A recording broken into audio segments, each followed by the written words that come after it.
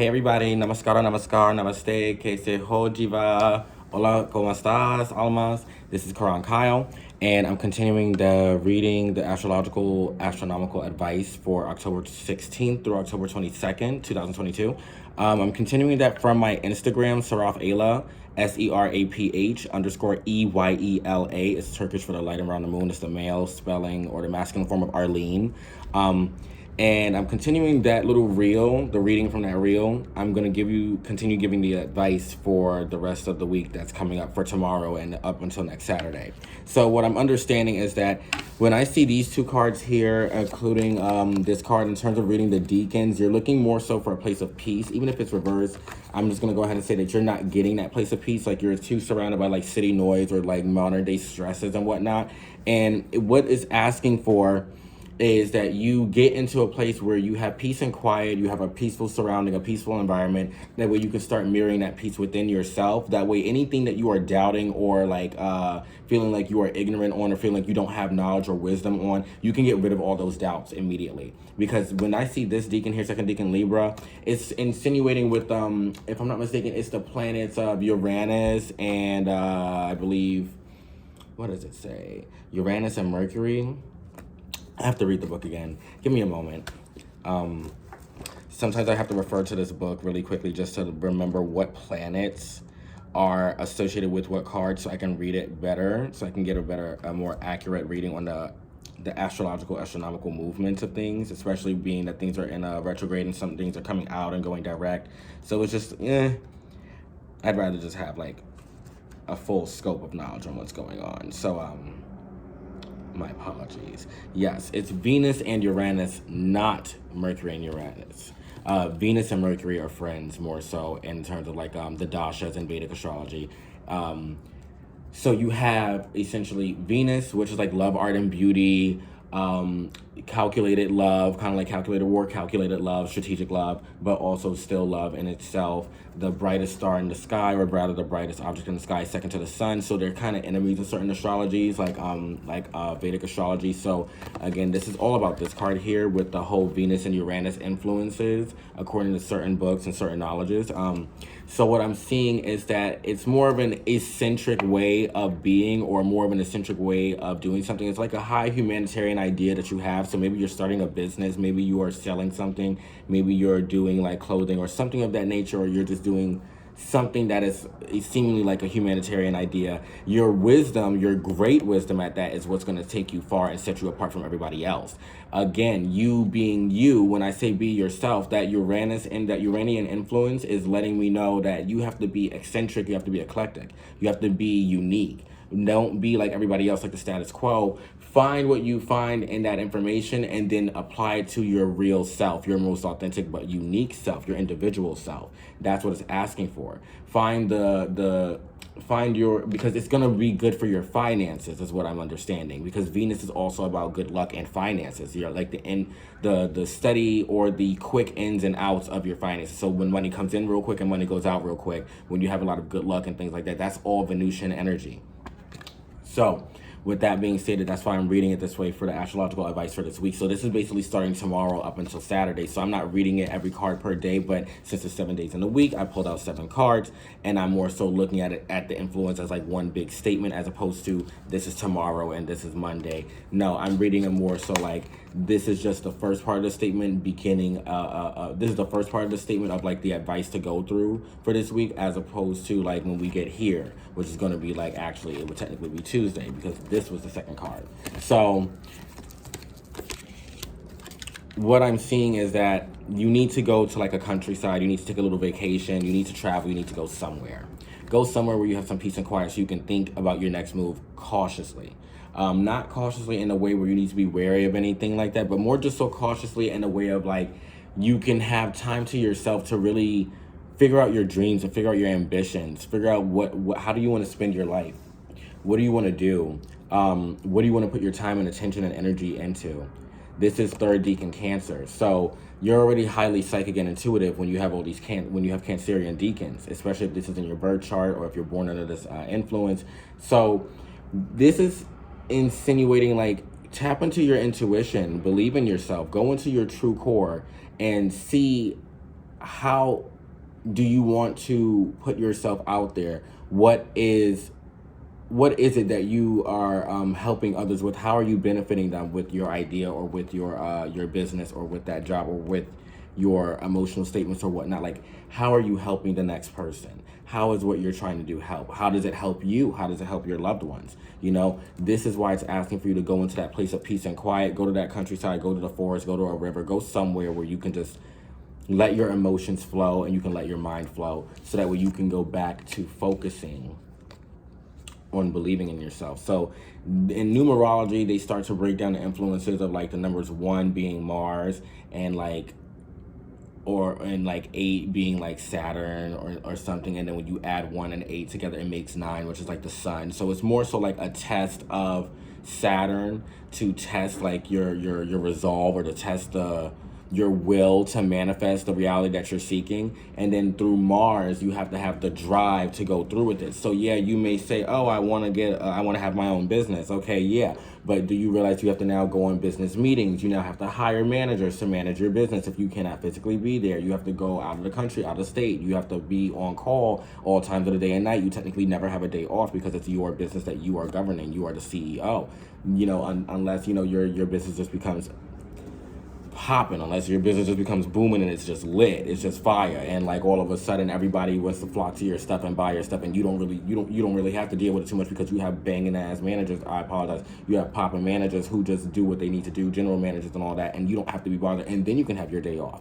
But if you don't have that going on with your business at the moment, it's just starting or whatnot, yeah, you need to just have that inner strength, that Martian determination to push forward and persevere, because otherwise you won't be able to come to the full culmination of the manifestation that you're realizing, or the reality that you're trying to realize. This is why it's asking you, go away from someplace that gives you too much distractions, too much noise.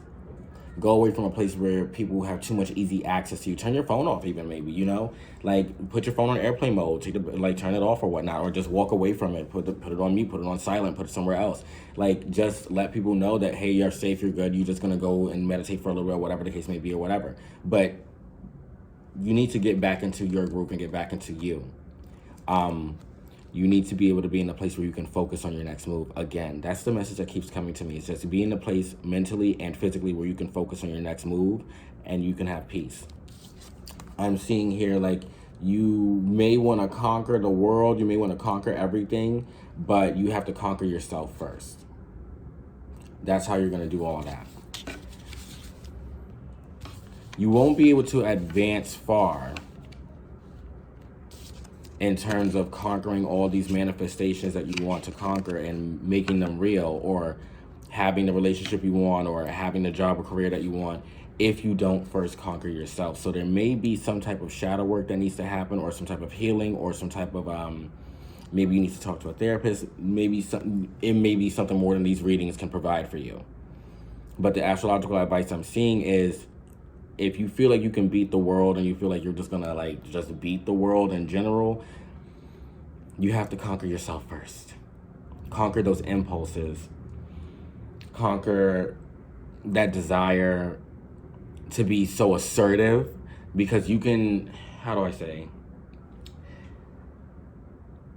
you can transmute that energy in so many more ways than just sheer aggression, or just sheer demanding, there are ways to get things done without instilling or projecting fear in others. So respect other people's boundaries, and respect your own boundaries, and don't look for yourself and others too much, but definitely respect your own boundaries and other people's boundaries. That way there's not too much chaos going on, because not reading this in terms of tarot, like where you're blocking someone off and you're not talking to them, or you feel like you're very defensive at the moment. Reading this in terms of like third decan Leo, that is that, oh, I can conquer anything, I can beat anything, I can do this, I can do that. That's that really arrogant, prideful kind of energy that usually doesn't work out well for people in their reality. So be very careful of that boastful kind of mentality is what I'm saying, because that can definitely work against you at this moment.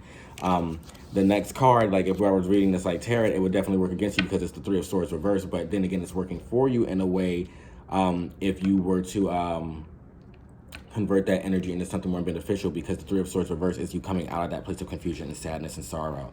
So with this being another deacon in Libra, this is letting me know yet again, humanitarianism. You're very fair to people. You don't want to cause injustices to other people. You would rather suffer yourself than cause an injustice to somebody else. Nonetheless, it's still, you persevere to get the job done. Leading me here to this card that's coming up in the spring. Whatever doesn't seem to be working out right now, we're moving from autumn into winter. Well, I'm ahead of myself. I don't like the cold weather, so I apologize. But we are moving from summer into autumn, so we're still pretty much in Doyo, but we already pretty much crossed into full-on autumn. Just certain other countries, I think right now they would be in Doyo, which is like an in-between season.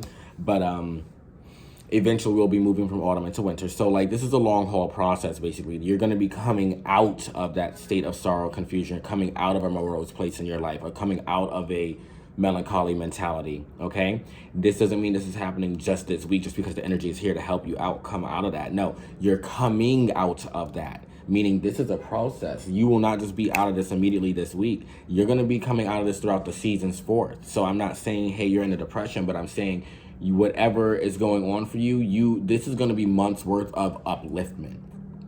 This is going to be months worth of changing your perspective on your reality to something more neutral and grounded, if not more positive.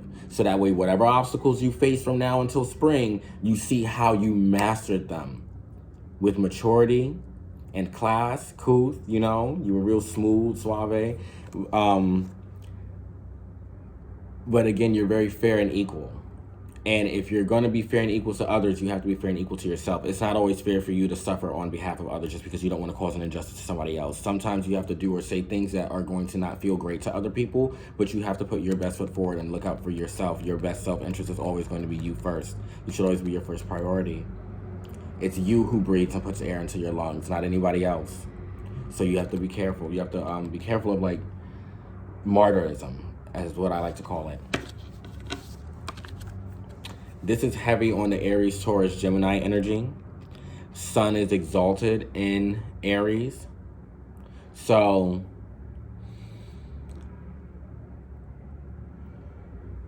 your ideas, again, will take life full bloom or starting to blossom in the spring. Meaning, you're going to see a slow and steady progress until then, okay? So start developing or cultivating an attitude of slow and steady wins the race, or like this is for the long haul, so every little bit counts, every little bit helps. Look at things that way, because if you're looking at things like, oh, this was the positive answer, boom, well, why is this not fixed already? Why is this not fixed this week? That's not it. This is going to be fixed over time. This is going to work over time. So you're going to get a gradual increase of clientele. You're going to get a gradual increase in your finances. You're going to get a gradual increase in intimacy with the people that you know and love. That's what I'm seeing here. Whatever you're working hard for is going to pay off for you fully in the spring, or it's going to start paying off for you in the spring, which means you're going to gradually see it begin to pay off for you leading up to spring. So don't be so hard on yourself. Again, this is why I'm saying be in a place of peace, be in a peaceful environment, because you need to believe in yourself. You need to really follow through with what it is that you're trying to manifest in your life. And again, you have Mercury here and a little bit of Martian energy as well. Magician is represented by Mercury rules. Magician is represented by Mercury, but the number one is sometimes placed to be Mars in terms of numerology, depending on where you're getting your sources from. Meaning, yet again, if you do not have the wherewithal to go through with your manifestation, it will not manifest. You will not manifest that reality. If you really want something in your life, you have to work for it, and you have to work for it, And you have to develop the inner strength for it. Meaning, if there's going to be constructive criticism or non-constructive criticism coming your way, or just negativity coming your way, you have to develop thick skin for that. You have to develop a protective shell around your heart for that. It doesn't mean become heartless and cold-hearted and become apathetic. What it means is don't become overly sensitive to other people's negativity and or projections and insecurities. Be strong within yourself. Believe in yourself. If you feel like something's hopeless and impossible and not working out, likely it will work out for you. You just have to keep at it, and it will start to pay off one way or another. The card that's at the bottom of the deck, surprise, surprise to me and you both, is the Nine of Swords upright. This is definitely Martian energy. You are definitely stressing yourself out about something, or something is definitely stressing you. So I apologize. You're not stressing yourself out about something. Something is stressing you out. Something about this scenario, this situation is stressing you out. This is Mars in Gemini, from what I know. And in terms of astrological correspondence, it is second decan Gemini. So more peaceful, less nervous Gemini decan. It's ruled by Mercury and Venus. As I said before, Mercury and Venus are friends, especially in Vedic astrology. So you may be a little more sympathetic and compassionate for humanity at this time, or if you have this influence in your birth chart. Arts, music, and poetry are things that you definitely enjoy, and it's a chance for a harmonious partnership, and love tends to produce beauty and joy in your life, essentially, okay? But that's the astrological correspondence. If I'm reading this from the tarot would basically insinuate that there's a situation that is just stressing your mind out, that you just have mental agita, you don't know where to go, you don't know whether it's left or right, you don't know whether to leave or to stay. So when I'm looking at the astrological correspondence, or when I'm thinking about the astrological correspondence, it's a completely different message. So it's kind of like this thing like this. Like, if you have so much animosity and pain and darkness and anger towards somebody or something, you likely have a lot of love or admiration for that someone or something. And that's where all that darkness, that's where all that light gets perverted into darkness at. And then all you have to do is just transmute that darkness, and it becomes the light of the light. And then you start to see yet again your love and appreciation for that thing or person, okay?